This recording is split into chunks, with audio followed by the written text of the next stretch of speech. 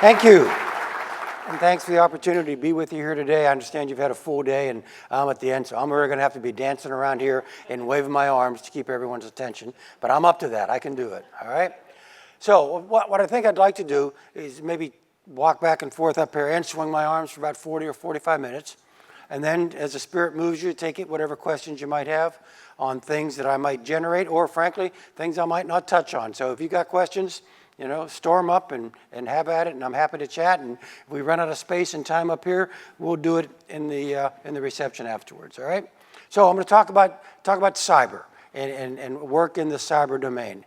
There are a couple of key points, but this is a fairly leisurely presentation. I mean that. I want to set the context for cyber. You know, look at the title slide. Why is this still so hard? Because I mean, we've been punching at this thing for about a generation, and I don't think anyone here has any great confidence. Finally, we got it. But so there are reasons why it's hard. So that's it. So bear with me. You know, we're going to meander a little bit, but there are some hard points at the end that I'd really like to share with you. So let's see if this works. It does. So there you go. That's what my grandkids say. And I add, but very dangerous. Let me up my game here, okay? Here. Richard Danzig, pretty much saying the same thing, and it's really, you know, a lot of quotes I could choose. I like this one, all right, because it's got the same morsel, nourishing and poisoning. It's not like the poison's over here, don't go there. Eat the stuff over here, it's good for you. It's the same thing, nourishes and poisons at the same time. And that's one of the complexities, one of the challenges of the web, of the internet, of the digital era. Okay, so let's start with the digital era and the European discovery of the Western Hemisphere 500 years ago. So you might want to ask, okay, Hayden, you've lost it. Why is this slide in the presentation? So I'm out in Vegas doing this, all right? No fooling. I'm in the ballroom of Caesar's Palace. And there are a few more people there than here. And modestly different background. I'm there at Black Hat. I've got 3,000 claiming to be reformed hackers sitting in the dark in Caesar's Palace ballroom, and I got the bright lights on me up here, right? And I can see you, by the way, or I couldn't see them. But I kind of go to the edge of the stage, and I kind of lean into the darkness and says, hey, I'm really happy to be here. You know why? Because I think this cyber thing's catching on. Okay? And they gave me almost as much laughter as you did, all right? And I said, look, yeah, okay, I got it. That was silly. But the point I wanted to make, and remember who I'm talking to. I'm talking to 3,000 hackers, okay? And the point I want to make is even you people don't understand how disruptive a technology this is. Even you don't fully appreciate how much this is changing things. And so at that point, I played my own Ed McMahon to my own Johnny Carson. You students over here, the adults will explain that to you later, what that metaphor means, because I know it has nothing to do with your life experience, all right? But you all know what I mean, Ed McMahon, Johnny Carson. How big a deal was it, Johnny? And my answer was, it's as big a deal as the European discovery of the Western Hemisphere. And you think back, the dean pointed out, I got history degrees, all right? If you think back how much that changed every aspect of human life. It changed our definition of the planet. It changed our definition of who constituted humanity. It changed our commerce. It changed our technology. There's a wonderful display out at the Maritime Museum in San Diego. If you go there, the museum's actually in the harbor. It's on several ships. Pierside there. You go from ship to ship, and I came across one. I was there with my wife Janine about 3 summers ago, and it was the Great Age of Sail. And it had some maps like this and some of the ships and so on. And it actually said, in the Great Age of Sail, 500 years ago, right, mankind connected civilizations, societies, that have been developing at their own pace and been developing autonomously, and interconnected them for the first time, and created one of the greatest explosions in human development, be it commercial or industrial or scientific or cultural, one of the greatest explosions in human development we have ever seen. It also gave us global epidemics the global slave trade, and global piracy, with interconnectivity defined by 12 knots an hour with a following wind. And you and I are now connected at 186,000 miles per second. This is a fundamental shift in how most things we do are conducted. It is so different that your armed forces now actually define this cyber thing as a domain. If domain doesn't have precise meaning for you, cyber is a place. Cyber is a location. Cyber is a theater. Since we're among friends, I'll simply say cyber is a domain for the armed forces in which we intend to go fight. Out there in the larger public universe without as many friends, I would simply say cyber is a domain in which we intend to go operate. But, right? I got introduced to this whole thing about 20 years ago in San Antonio, Texas. I just finished an assignment as the J2, the head of intelligence for U.S. European Command. All right? And if you remember where that was 20 years ago, it was about the war in the Balkans. All right? So this is Croatia, Serbia, Bosnia. I mean, a war that was literally medieval in its origins. And then I get reassigned, I go to San Antonio, and I become the commander of the Air Intelligence Agency. And the Air Force was, and still somewhat is, on the cutting edge of thinking about this stuff. And although my staff never quite said what I'm going to say to you now, it's a pretty good summary of my first full day on the job. General, welcome. We're glad you're here. Would you please sit down, take out a clean sheet of paper and a number 2 pencil and write this down. Land, sea, air, space, cyber. It's a domain. So just think what I'm saying here. It is so disruptive that we actually consider it to be a new environment in which you and I now live. Or you and I put things we used to keep down here. So there it is. Land, sea, air, space, cyber, domain. Now, I do get it. This is a man-made domain. So back to Black Hat, back to Vegas.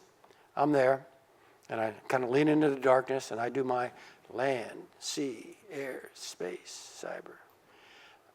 I know who made these for, and he did a great job. I'm pretty sure I know who did this one, and you screwed it up. I mean, y'all are, I think, broadly familiar with the origin of the World Wide Web. I mean, it began as a defense contract for something called ARPANET, Advanced Research Projects Agency, and you all know who invented the internet, right? I like that. I love that. I love that. No, it was not the former vice president. It was my neighbor, Vint Cerf, and a group of other folks. Vint is truly one of the guys who was there at the creation. That's him second from the right in the black and white from Stanford out in the day. Vint actually does live in Falls Church. And the dean mentioned I teach at George Mason, and when I do cyber stuff, I actually bring Vin in. You know, it's really kind of a dramatic thing. It would be like I was teaching Western Civ, and go, hey, ladies and gentlemen, a real treat tonight, Christopher Columbus. Okay. So Vin comes in, and so I ask him. I say, hey, Vin, how come you didn't do the security thing on this? And he answers very candidly. He said, number one, Mike, it was not in the statement of work. Okay? And the statement of work was, hey guys, build me something that allows me to move large volumes of data quickly and easily between a limited number of nodes, all of whom I know and all of whom I trust. And if you look at the nodes, it's the federal labs and a couple universities. I mean, that's what it's supposed to be. Build me something quick, easy, large volumes, limited number, known, trusted. Okay? Which scarily remains the architecture of the World Wide Web. Right? There is implicit trust in the basic design of it. So I say to Vin, hey, did you think of security? Number one, it wasn't in the statement of work. Number two, he says this very, very candidly, the technology really wasn't ready for it was hard enough just plugging things in. And then finally he said, you know, we really didn't think this was going to take off this way. And take off, it did. And there you are, okay, looking like that, with a fundamental architectural scheme in which we assume the nodes are limited, known, and trusted. And now we're existing in a universe in which there's almost a limitless number of nodes, most of whom you don't know, and a whole bunch of whom will never deserve your trust. You and I now have multiple on-ramps into this universe. Okay? And this is just an interesting map. It's a heat map of the on-ramps onto the World Wide Web. I mean, you know, kind of the access points into the global network. I guess one of the reasons I put this in here is that if you think it's bad now, take a look. Most of the on-ramps onto this thing are in the parts of the world where the rule of law is currently strongest. And just think how this is going to go when we wire the rest of the planet, which is happening as we speak. So we get to a fundamental question. What could possibly go wrong? The next couple of slides catalog what I call cyber sins and cyber sinners. And this probably seems too elementary. And so Hayden, why are you wasting my time? I get this. Yeah, bad stuff happens. Frankly, because one of our problems in talking about this is that our language is imprecise. All right, and so that, for example, we commonly in our normal discourse call anything unpleasant on the web an attack. And that actually obfuscates more than it clarifies. And so let me just kind of give you the taxonomy of dark events on the web, all right?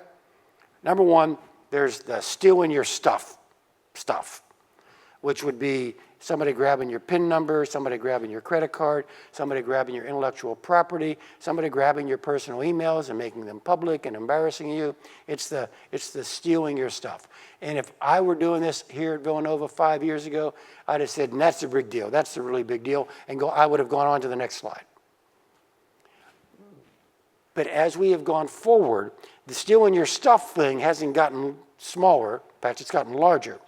But we're also seeing the bad stuff bleed down into the other sins I've got listed here.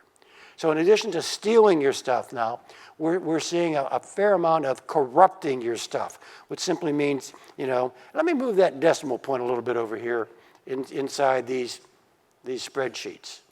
And for many enterprises, they'd rather have their stuff stolen than have it altered, because the alteration is actually far more damaging. So there's stealing your stuff, there's corrupting your stuff, there's going after your network, all right? In other words, denying you your on-ramp to your new universe up here, so you, in essence, lose your digital personality. And then finally, there are a few examples of using activity up here, you know, kind of in my thumb in the cyber domain, in order to create effects down here. Okay, the weapons up here, the results down here. The poster child for this is the one I show here, which is Stuxnet, all right? Which many of you may have had an opportunity to explore in Alex Gibney's recent documentary called 0 Days. And I'm in there with a bunch of other people with my kind of background talking about this. Stuxnet was a cyber attack against the Iranian nuclear facility at Natanz. And it caused just under 1,000 centrifuges to spin at speeds that were self-destructive, while the operator's control panel, in essence, said, nothing interesting to see here, folks, just move along. And the engineers did not know that the centrifuges were self-destroying until they started hearing coming from the centrifuge hall as the centrifuges literally disintegrated. I view the destruction of 1,000 Iranian centrifuges to be just about an unalloyed good. Okay, so I've got no complaints about whoever may have done this. I'm not at liberty to even speculate on who may have done it. I can share with you, though, whoever did it was really good. Okay, but despite all that goodness, let me just describe that to you in slightly different words. Someone, almost certainly a nation state, because this is just a little too sophisticated to do from the basement, all right? Someone, almost certainly a nation state, or maybe even a couple of them, just used a weapon comprised of ones and zeros during a time of peace to destroy what another nation could only describe as critical infrastructure. Ouch. That's a big deal. Okay. I've been interviewed on this a lot, and I really don't speculate on who may or may not have done it, all right? But I do point out, I hope they thought about it before they did, because this has pushed our species into a different framework of armed conflict. I actually pointed out that this has the whiff of August 1945. And I get it, in destructive power it's not the same thing, but it is an entirely new class of weapons. And you check your history books, we don't have a habit of a species of putting these things back in the box once they've been out. So those are cyber sins. Here are cyber sinners. There are ways of dividing the taxonomy.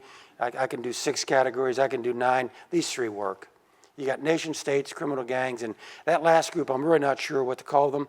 Hacktivist, activists, lulsec, anonymous, 20-somethings living in their mom's basement, not having normal social dialogue with anyone else. By the way, there are 2 20-somethings who were living in their mom's basement in North Carolina who are now in jail in the Northern District of Virginia for breaking into Jim Clapper and John Brennan's emails. Okay, so this group is really true. In terms of capacity, capability, that's a pretty good rack and stack. Nation states far more capable than criminal gangs, the next group, and then the hacktivists, the third group. I've got the flag of the United States up there with 4 other nations, so do not pretend we don't do this. We steal other people's stuff. We're really quite good at it. We do, however, self-limit.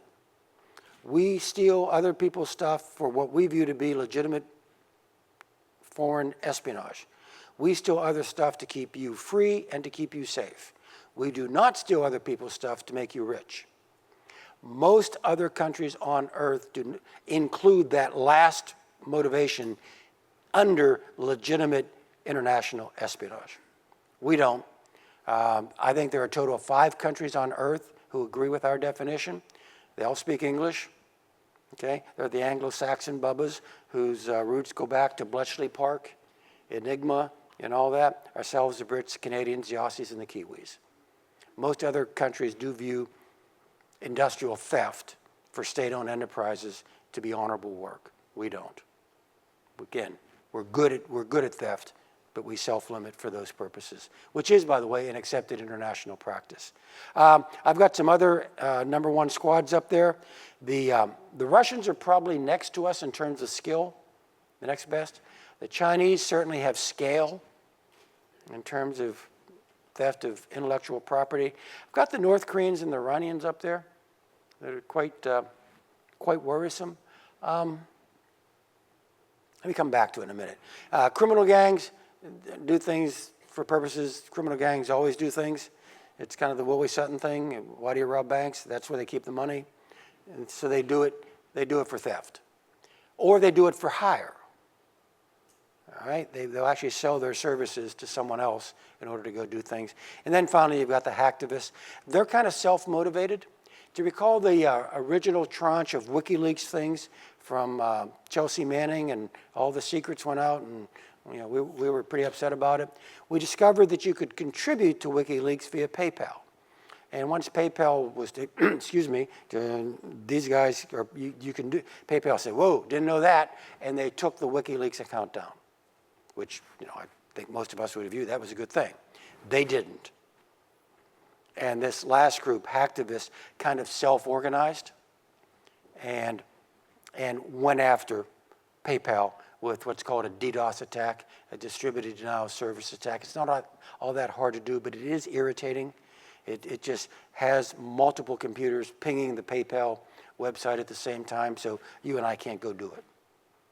All right? So there you go, sins and sinners. We've seen a lot of this stuff. I'm not going to go through these individually, but if you're following along, frankly, you should probably have an attitude right now. You can't open up a paper without finding somebody who's suffered some sort of data loss through cyber means. This is just some of the poster children for it. These are big companies. I actually know some of these companies. They were not indifferent to this threat. They actually thought they were doing a lot of good things, and yet they still failed. This is a classic. I know you're all familiar with this one. This is the North Koreans' attack on Sony North America because they didn't like the movie. Okay. Now, I've seen the movie too. I can certainly understand their views. Okay. This was a particularly destructive attack.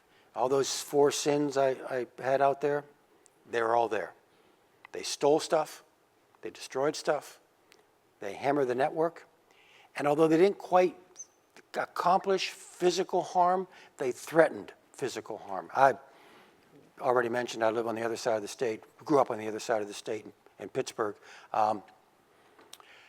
Most frightening thing I ever heard growing up as a teenager on the north side was, I know where you live, Hayden, and I know what kind of car you drive. Those were the kinds of notes they were getting from the attackers. I know where you live, I know what kind of car you drive, and oh yeah, and I know where your daughter goes to school, which were really frightening things. Okay.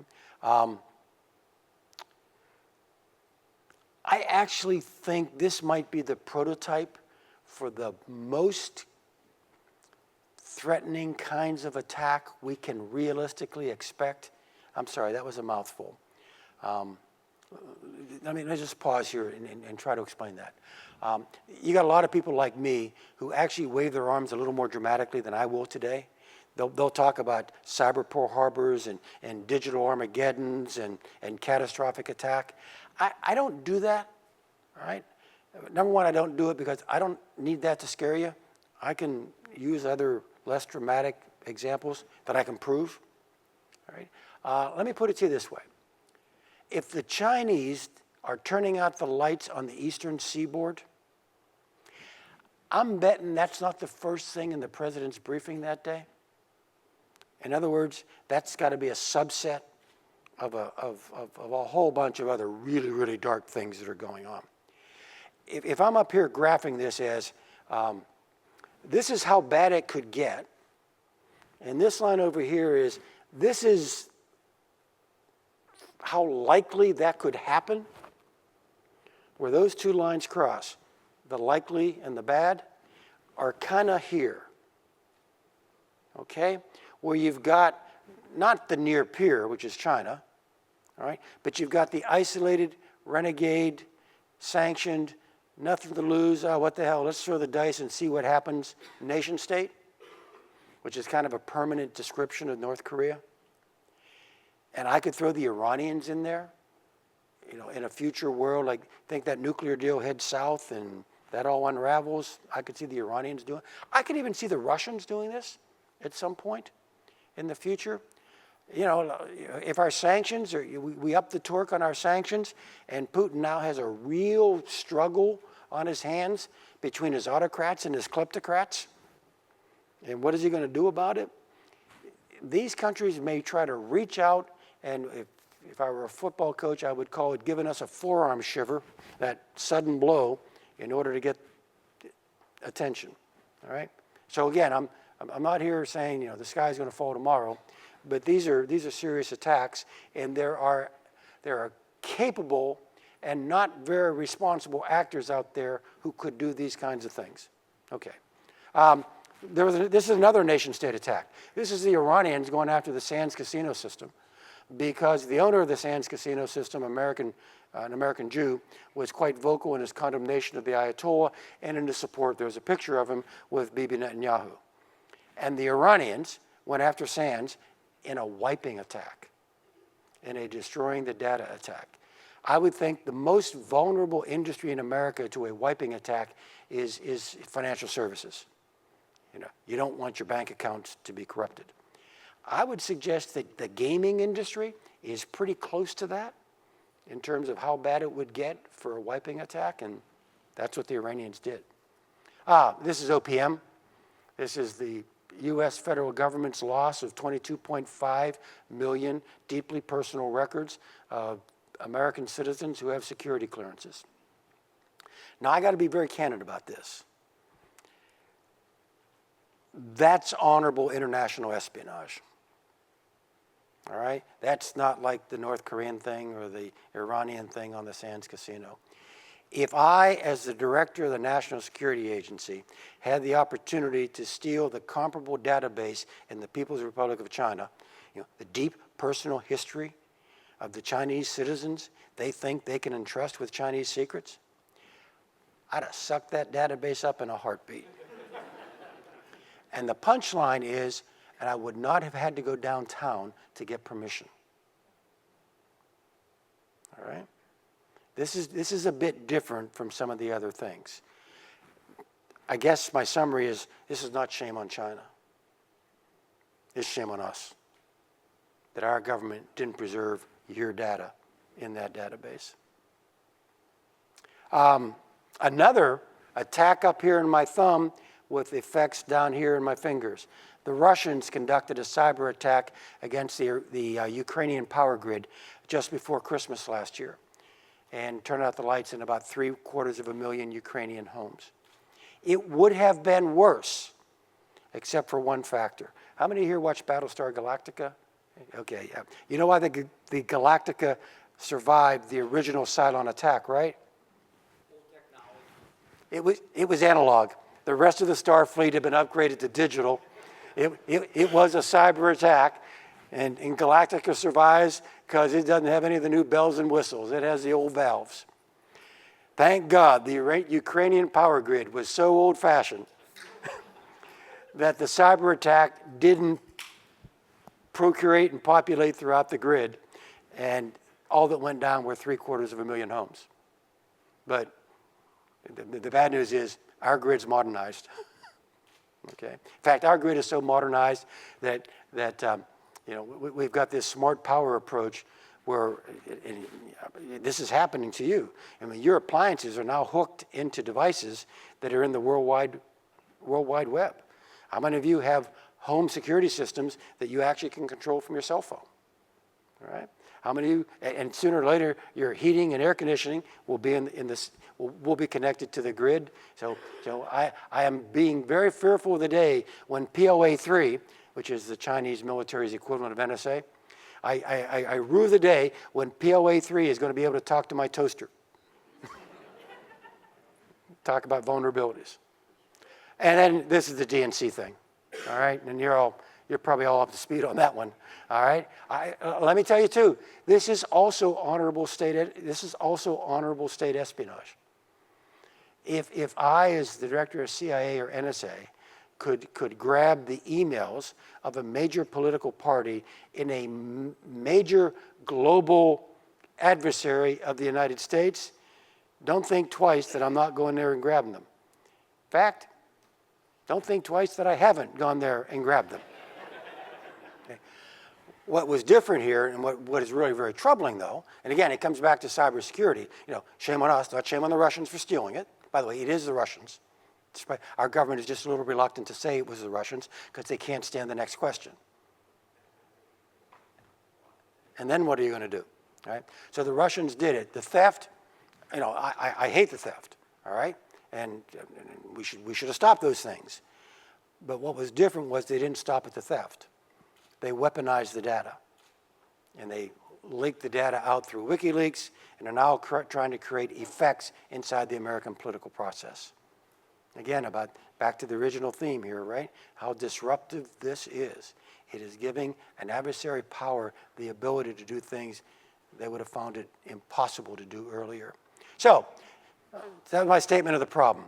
Let's move on to, so how are we going to fix this? What's the solution?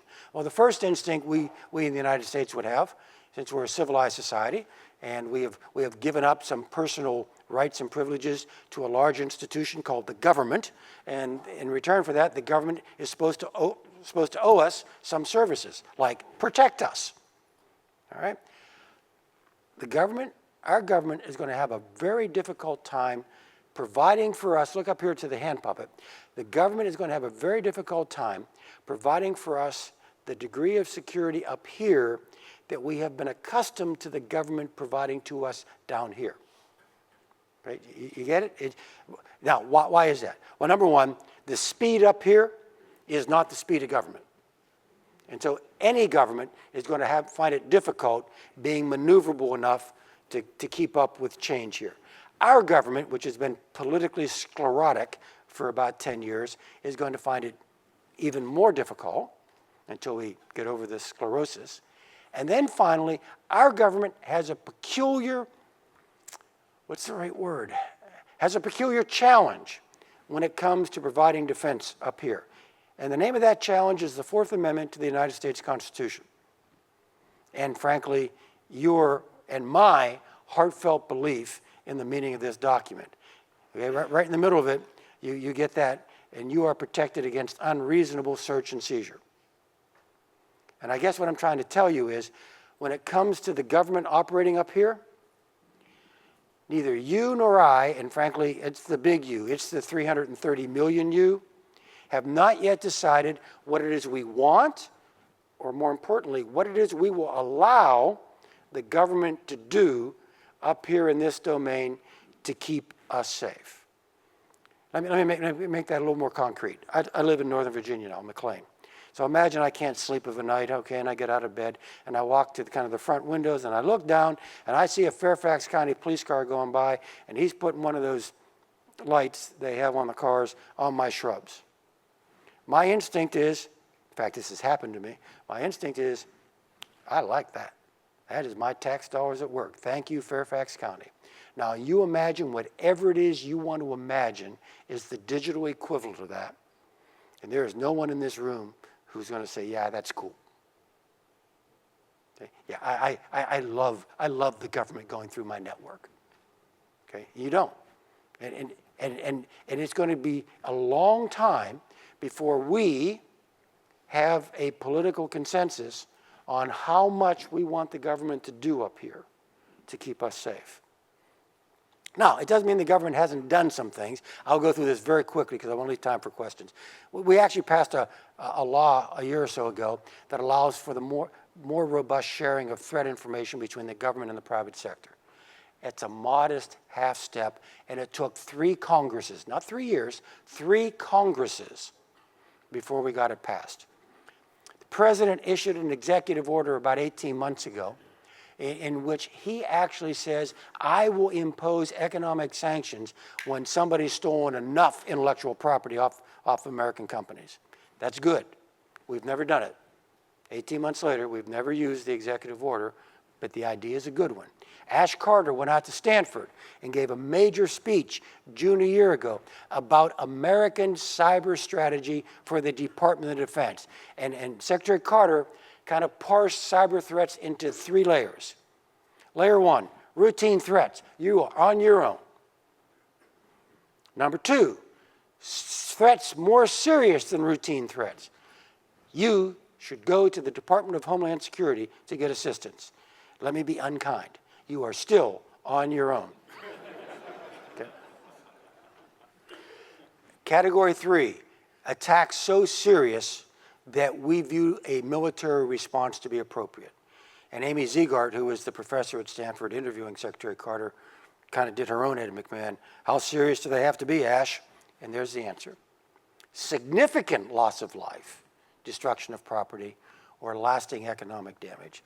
What I'm saying to you is your government is taking that high tier stuff and saying, we got it, okay, our game.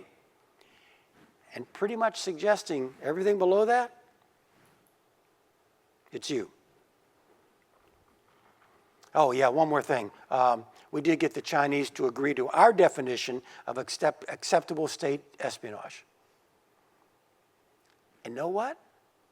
They've kind of lived up to it. This happened a year ago, and I said, oh yeah, that'll happen. First of all, it is a non-trivial thing to get the Chinese president to sign up to our definition of what's okay and what's not. I mean, that is, you can kind of hold them up to it, but they've actually reduced their activity. So we'll see. So I've stated the problem. It's bad. I said the government's doing its best, but it is severely limited because of the nature of this domain and the nature of our constitutional system. You know, to paraphrase a current presidential candidate, our government does not have to be weak, stupid, or corrupt in order for it to have a real problem dealing with this issue. That's the bad news. The government's late, okay? The cavalry isn't coming, right? The good news is, in the American political and economic and social structure, when the government doesn't show up, you do. When the government is late to need, private enterprise steps in. And I'm going to end with just a little bit of a discussion about how private enterprise is really stepping up to provide security up here, the kind of security about which we have been accustomed to the government providing to us down here. Okay?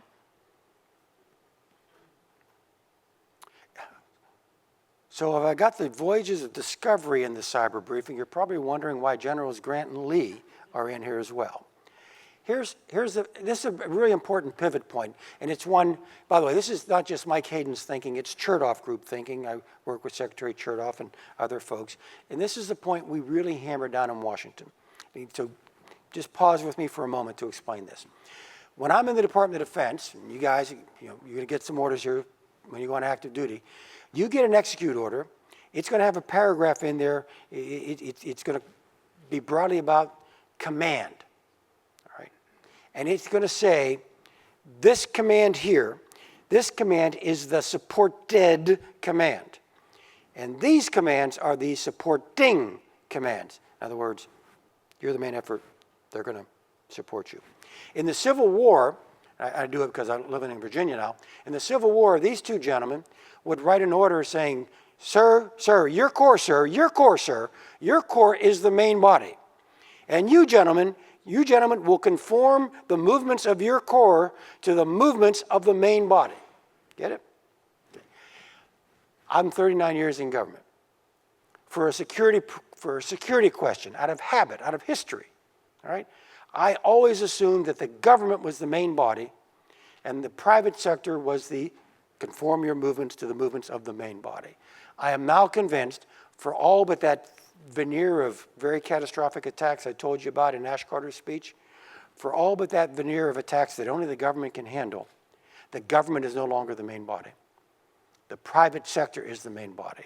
And what we say to the government is, you have got to assume a new role. You have got to assume a role that is supportive of the private sector, rather than demanding the private sector be supportive of you. How does that play out? What does that mean? You all familiar with this case? This is the San Bernardino iPhone case. This is Jim Comey and Tim Cook and yelling back and forth and so on. It surprised a lot of people that Mike Hayden, Mike Chertoff, Mike McConnell, former Dernza and DNI, Dave Petraeus, Keith Alexander, former director of NSA, we all sided with Apple in this. And the natural instinct was, hey, we're surveillance people, you know? We've never met a code that we didn't want to break through. And frankly, on security grounds alone, we actually said, no, I think Apple's got the better of the argument. Now, I'm not trying to establish some iron law of physics here, all right? But if you look at the specifics of the case, Jim Comey, the FBI director, has absolutely legitimate law enforcement requirements to get into the phone. All right, I got it. And in order to get into the phone, he wanted Tim Cook, top right, to do something which, look, there's no other way of doing it. It would weaken the encryption on that phone. I mean, once you've created a way to get through the encryption, that encryption is less secure than it would otherwise be, period, dot. Okay? Jim Clapper, who's the current director of national intelligence, in the last two testimonies in what's called the worldwide threat briefing, has said the primary threat to the United States is cyber. Now, I already told you about supported, supporting. So the point Hayden, McConnell, Chertoff, Petraeus, Alexander are making is, you need to be real careful about making even your legitimate law enforcement counterterrorism request to Tim Cook and Apple, if in that request you are requiring Apple to weaken the defenses on which I think I've already established you're going to have to depend on up here because the government's not going to do it for you. Do you see the, all right? So if you follow the logic beforehand, this was almost a no-brainer for us.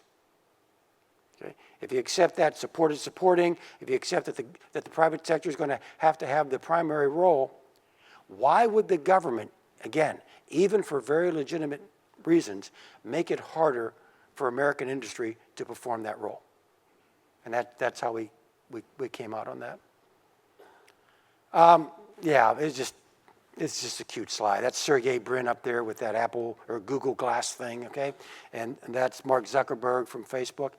I just want to suggest to you that this primacy of the private sector in the cyber domain is true and actually has some roots. So forget Sergey, go to the right, go to Zuckerberg. Let me offer you a proposition. The 21st definition of reasonable expectation of privacy on the World Wide Web will be more influenced by Mark Zuckerberg than it will be by the Congress of the United States, period. That's just the way it is. Go to the lower left, that's Uber, all right, in front of a taxi stand. I Ubered to Penn Station to get down here to make the train, all right? It was wonderful. I'm down there at NYU visiting my granddaughter. I punch in Uber, punch the address in. It says 1 minute. And in 1 minute, the car shows up. Uber is an incredibly disruptive technology. And I think it's inevitable. I suspect most of you agree. That's how we're going to go do this. Okay? It's going to be concierge taxis forever and ever now. All right? But everywhere Uber has gone, the old structure, the old framework tried to smother Uber, tried to prevent Uber from being Uber. And in every fight, Uber wins.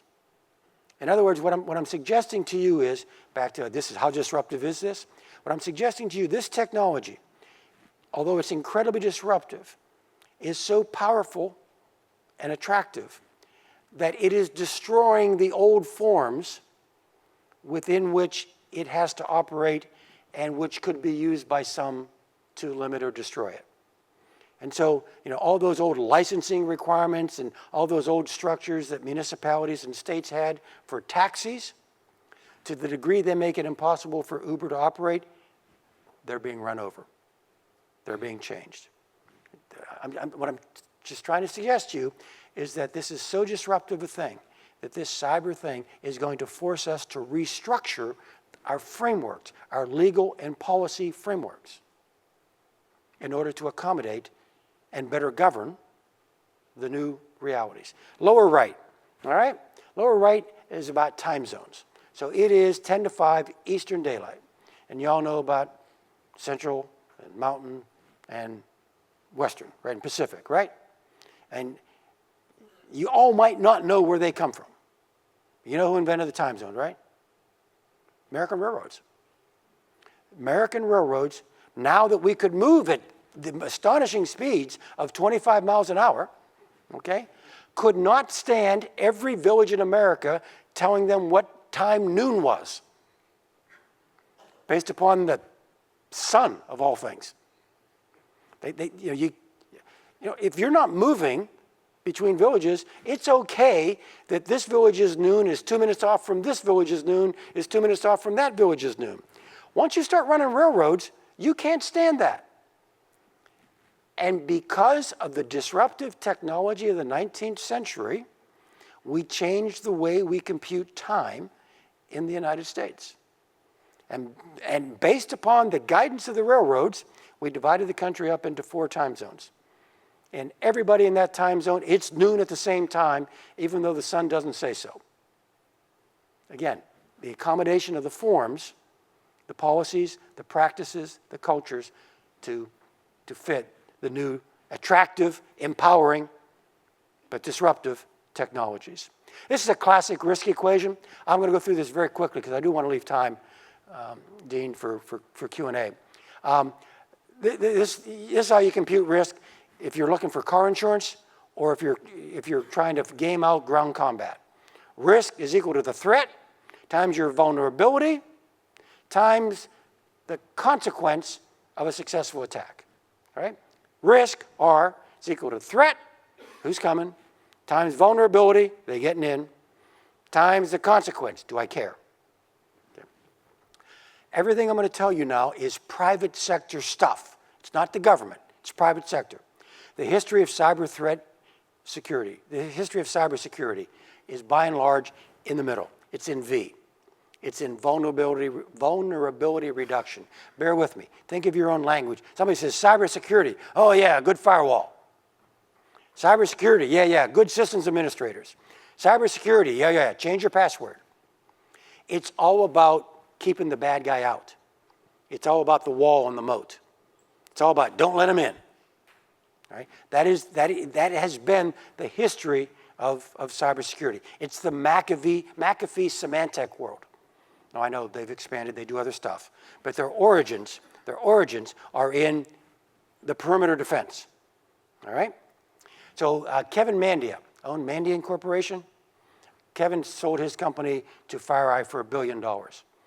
I wish Kevin well. He was a captain who worked for me in the Air Force. All right?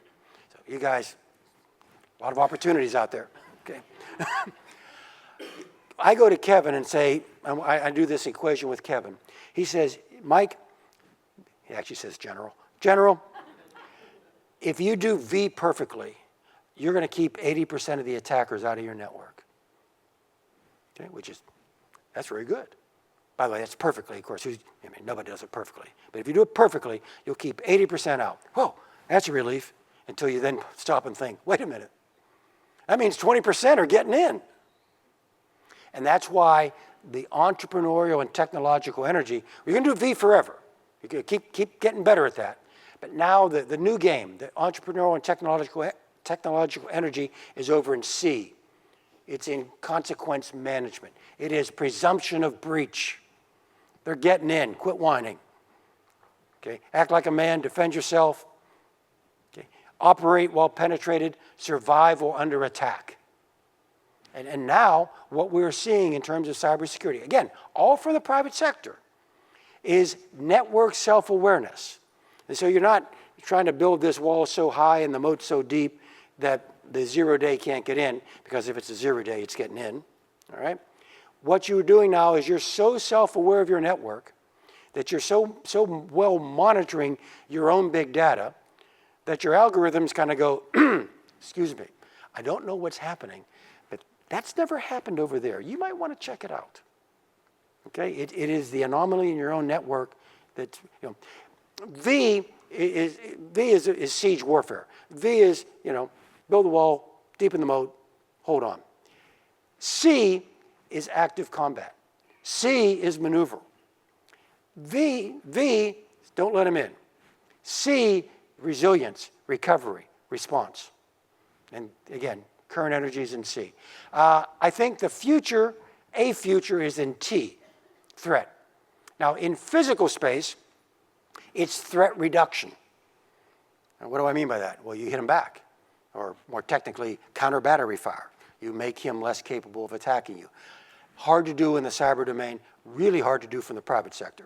Kind of like, don't try this at home, okay? So what we see in the T factor is not so much threat reduction as cyber threat intelligence.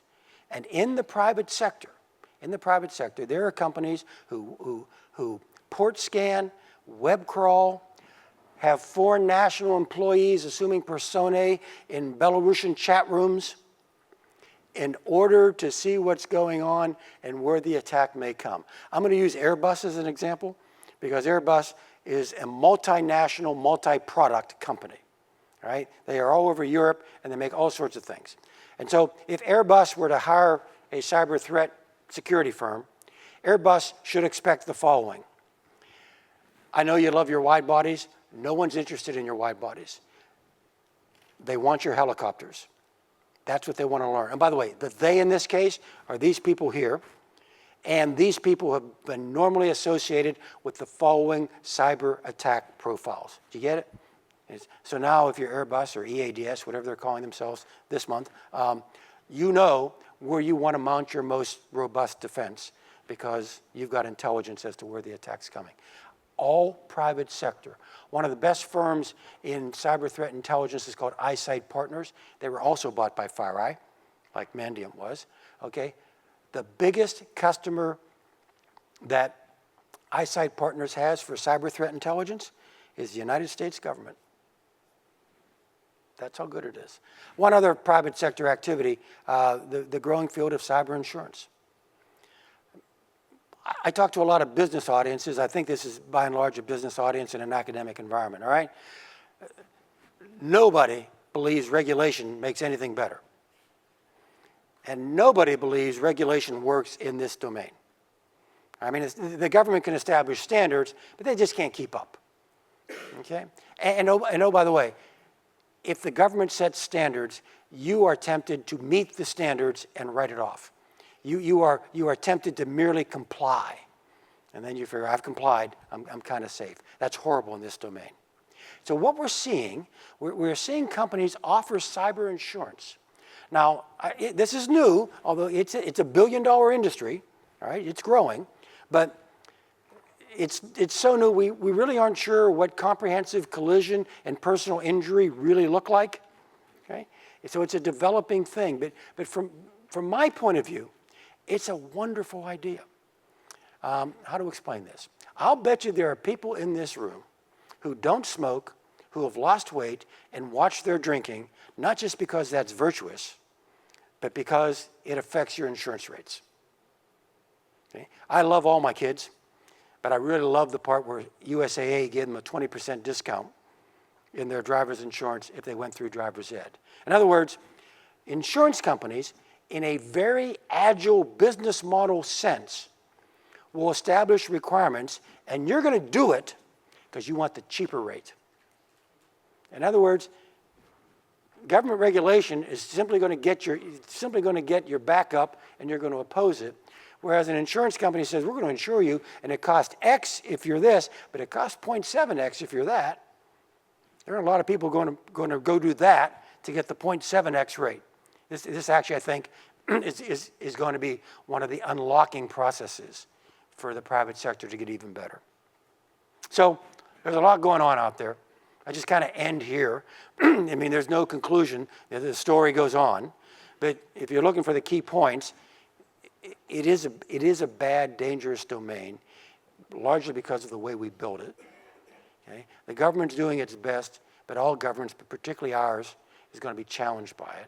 The good news for us here in the United States is since we invented this thing, we're actually pretty good in the private sector at handling some of the badness that we inadvertently created. And I'll stop there, Dean, and we'll take whatever questions you all might have. So game on with the questions. There you go.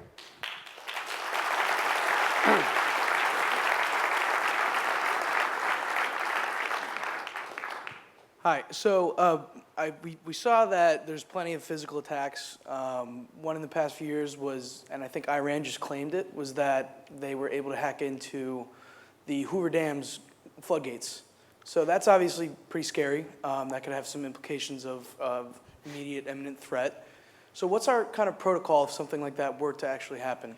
And does it start physically, or does it start counterattack, or cyber counterattack? Here's the problem. All right, remember the Sony attack I told you about, Sony North America? That was really bad. And President Obama went out into the White House press room after this happened. I don't know if you remember the press op he had.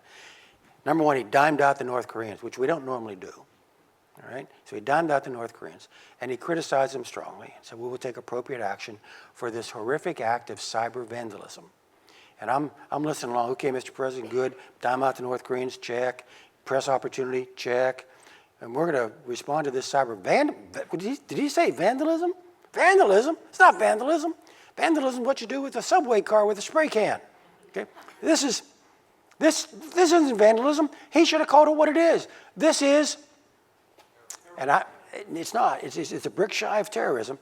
I am 2 years out, and I used to do this for a living, and I don't have a good word for it. Right? So that seems like, how's that answer the question?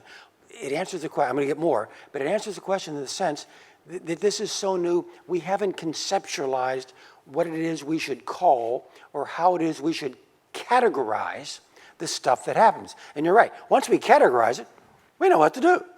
So that, for example, if this had been done by a bunch of North Korean commandos who landed at Malibu, all right, and went up to Sony North America, okay, I know what to call it, and I know who to call. But because it happened this way, we really don't. All right, now, back to somebody in the Hoover Dam works. In terms of military operations, reconnaissance is what you do before you go do the big op. All right? So Jeb Stuart's riding around Northern Virginia trying to tell Robert E. Lee where the Army of the Potomac is. And then he tells Robert E. Lee, and then Robert E. Lee goes to do something about it. The reconnaissance comes first.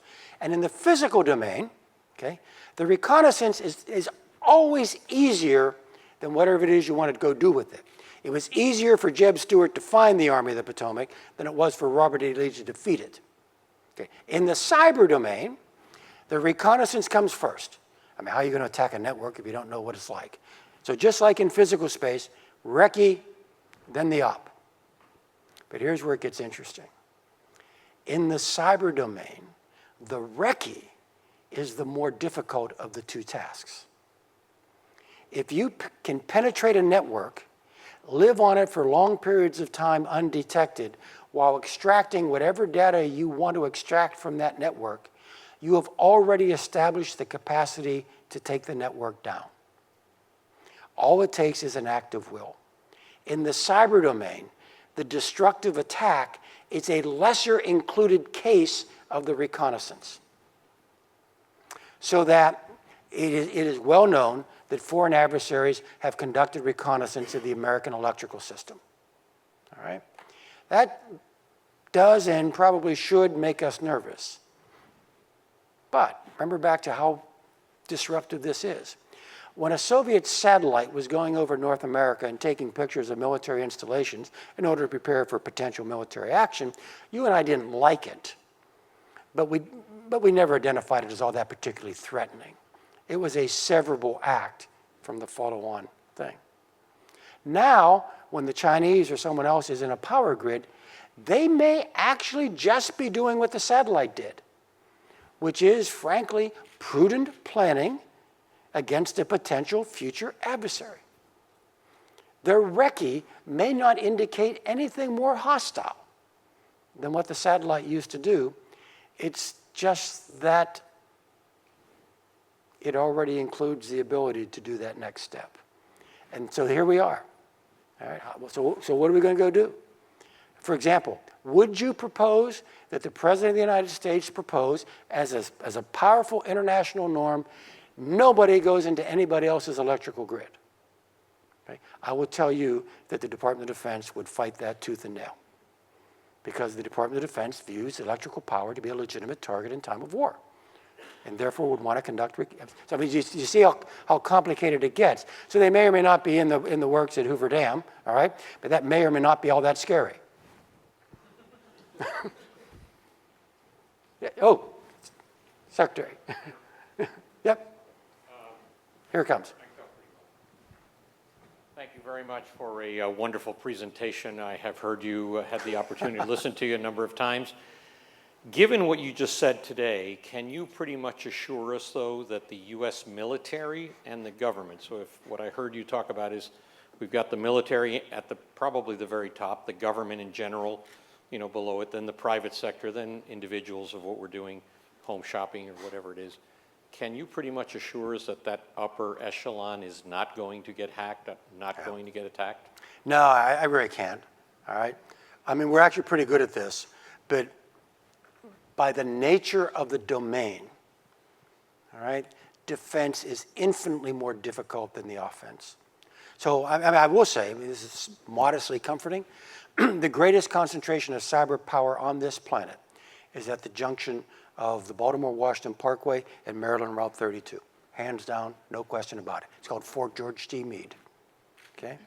That said, excellence in the attack in this domain isn't as relevant to the defense as it is in these domains. And again, it's back to Vint Cerf, and hey, Vint, why didn't you build it differently? It's not built to be easily defended. So even if you are really, really powerful, it doesn't translate into defense as a very, very powerful Air Force would translate into defense in that domain. Okay? And so the vulnerabilities remain, unfortunately. Yes, ma'am. Oh, there you go. Good evening. I would like to know, what would you describe as the top 3 characteristics of a good presidential candidate? Well, that's almost a good one. Should we take it or should we not Oh, no. take it? Oh, I saw. Where'd the time go?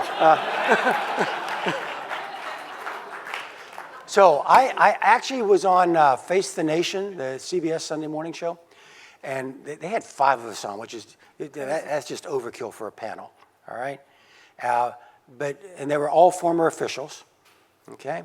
And it was kind of the question. What are the characteristics you look for?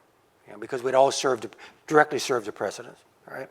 And so I was last. And I said, you know, when I talk to a president or the director of CIA, it's always about something that's pretty hinky, all right? Let's just use covert action because that was a pretty frequent conversation. And I said, when you're talking to a president about covert action, the way ahead, operationally, legally, and morally, is not clear. It is clouded. I would really like to feel I was talking to a decent human being. So that to me was requirement number 1.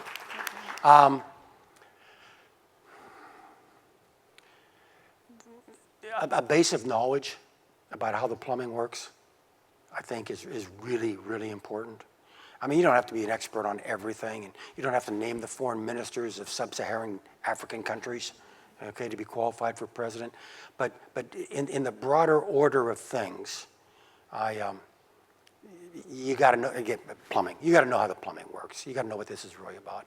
And then I'm answering you from my background, which is foreign affairs and security and that. And the last thing is a clear vision, preferably correct, but at a minimum clear, as to what he or she views the appropriate American role in the world. All right? I do another presentation, not this one. It's about what keeps you awake at night and so on. And the 5th thing, I call them tectonics. And the 5th tectonic is us, in terms of keeping me awake at night on international affairs. And I have a wonderful quote from David Rothkopf, who's a political scientist down in DC. And David's quote is, in 20 years, we have gone from a bipolar world to a bipolar superpower. And his point is, you know, what I do when I do the presentation is, look, honest people can think, that's the best thing. And other honest people can say, no, that's the best thing. Can we all agree that this is really bad? And this has been us. And so I would want someone with clarity with regard to the American role. You know, how much of this burden is it appropriate and is it possible for us to embrace in terms of what goes forward? So those are the kind of the 3 things: decent human being, a decent understanding of the plumbing, and a sustainable, well thought out vision for how much of this we should appropriately embrace as ours. Yeah. So we're going to stop here because I know that General Hayden has said that he would stick around for a little bit in terms of our reception, but on behalf of Villanova University and the Villanova School of Business, we really appreciate, I think we're all mesmerized by that talk. I think we could listen for hours so that you get to all the solutions for us, so we feel better walking out of the room. But that could be part of the reception. There you go. And maybe you can give some thought, because I know I'll certainly ask you, is what can we as a business school do in terms of educating future leaders to really help address these kinds of issues? So the answer is, yes, all that energy you're putting into preparing people for Sarbanes-Oxley and all those audit committee threats, you've got to match that in terms of cyber knowledge, interest, and energy. Thank you. Thank you. Well, we're back to school. We have a little something for Thank you. you. Thank you. You want to take a picture? Okay.